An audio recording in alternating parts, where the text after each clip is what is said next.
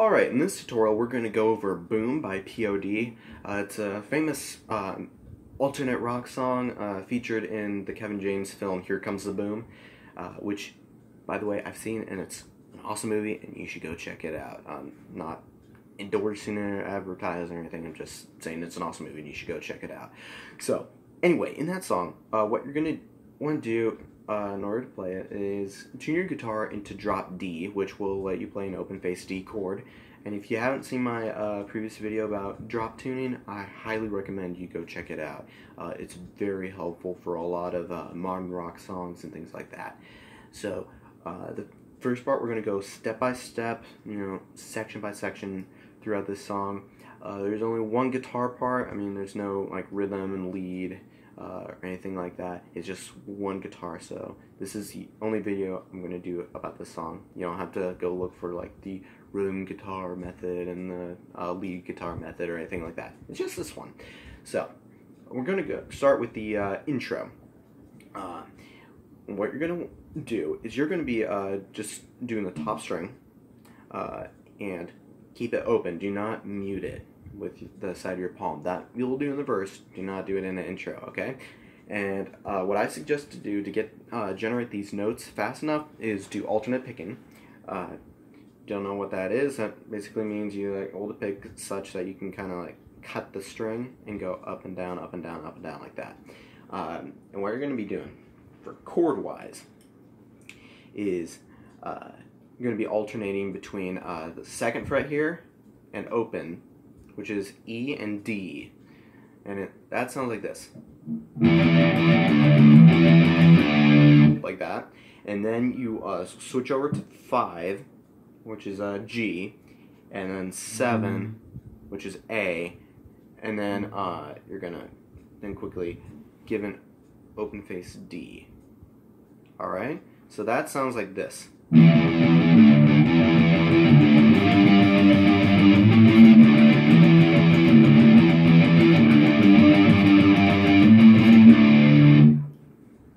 So that's the intro, and like if you listen to the song, like on a recording on YouTube or Spotify, whatever you use to listen to music, if you listen to the original audio, you hear about halfway through the intro it gets a little bit heavier, and I know it's gonna want to make you full strum it, but don't, because that's not what the guitar does. That's that heavier sound you're hearing is just the bass and the drums coming in. The guitar stays the same, just sticking to the top string.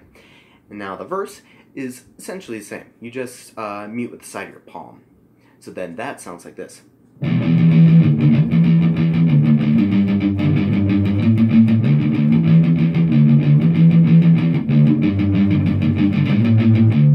Like that. And as you can hear, it brings in a like thicker, heavier sound. And then in the very last line of the verse, before going into the pre-chorus, then you will lift up the mute and do it open on the just the G and the A, because then it makes it heavier when you go into the pre-chorus. So that would sound like that last line will sound like this.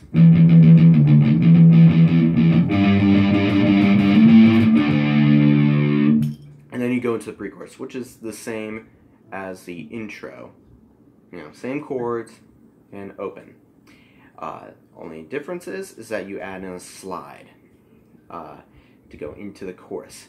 So so the last line of the pre-chorus sounds like this.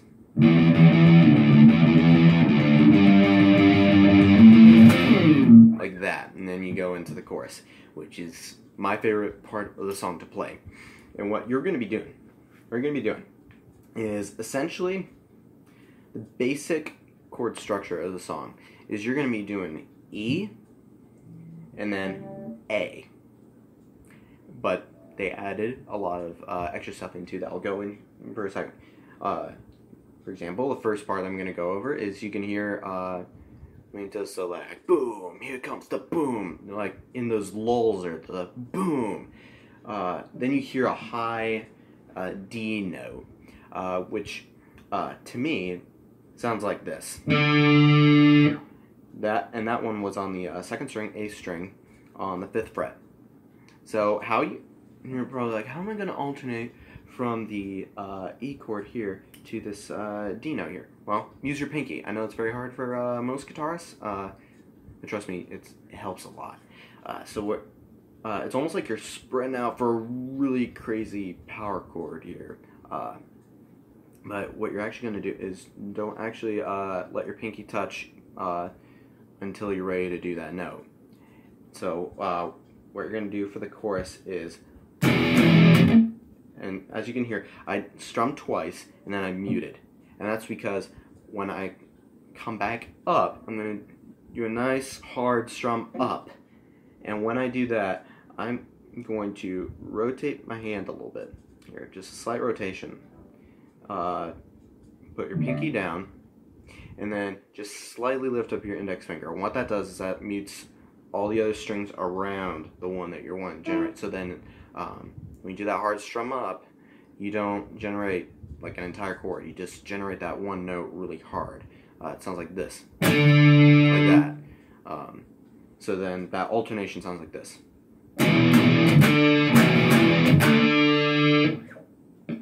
Alright, and then the next part of the chorus, we're going to be doing, it's actually an alternation between A and open face D.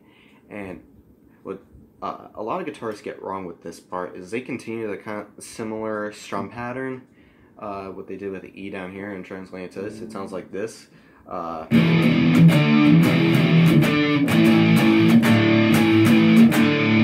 Which, I mean, it kind of sounds like, delivers like similar rhythm, but it's not what's in the recording. What they do here is, it sounds more like the intro, though. Like that. So yeah, we got that down. So essentially the chorus sounds like this.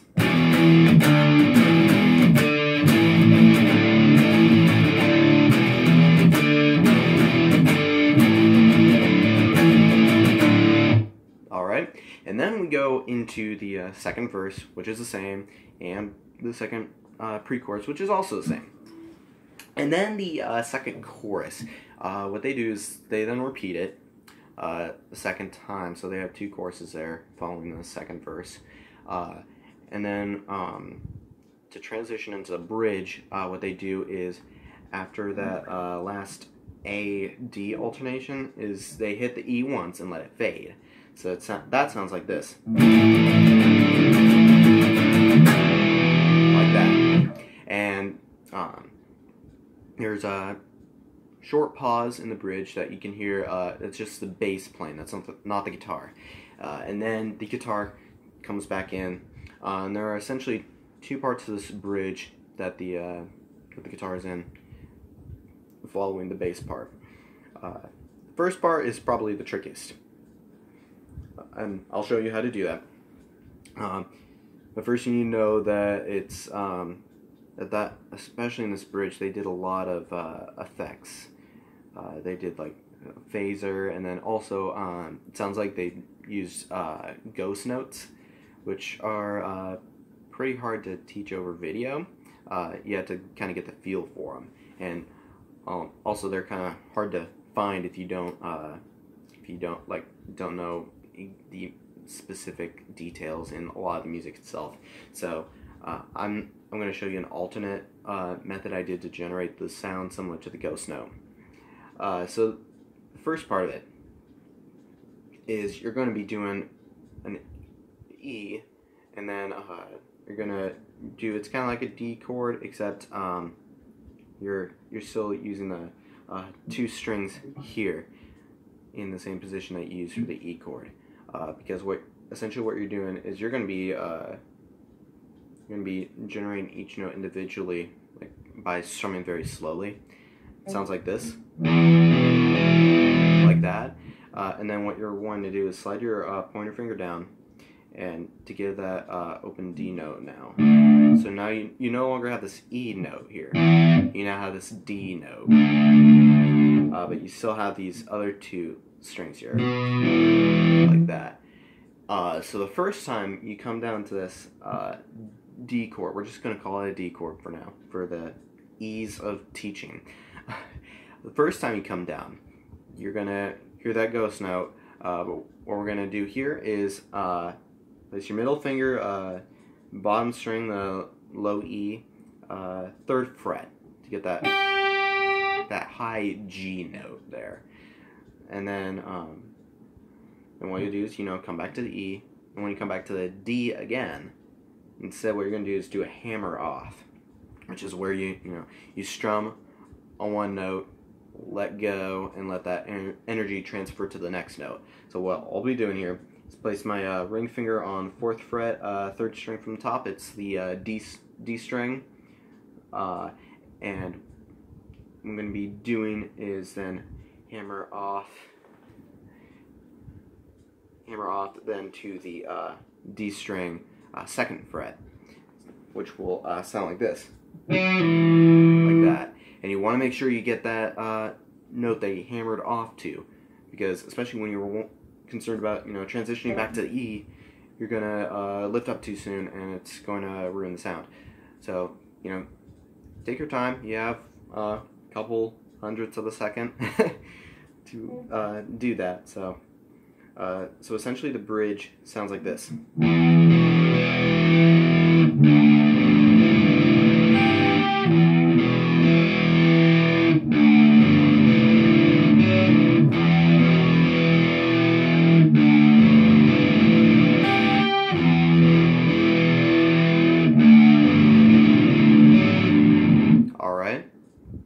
And as you can hear there, when you do that high note, remember to let the D chord fade into it to blend it.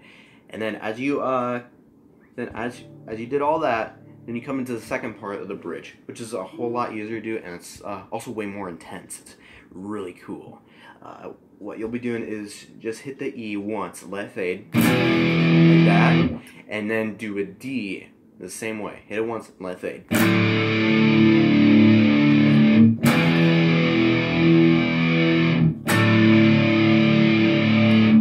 And then you come into the final chorus. Well, actually, second to last, because there's 2 choruses there. They repeat them.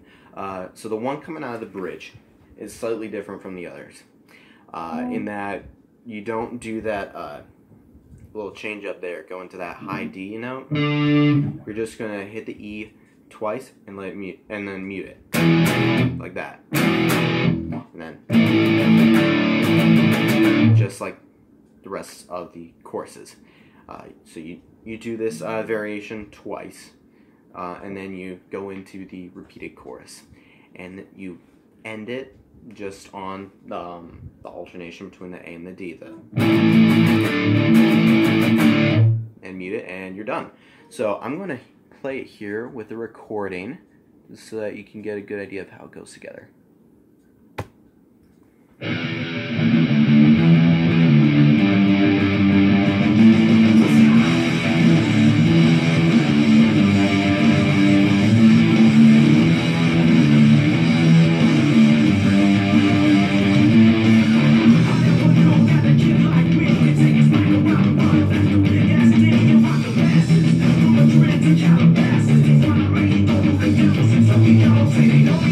Cause I've been putting the work, committing my life to rework.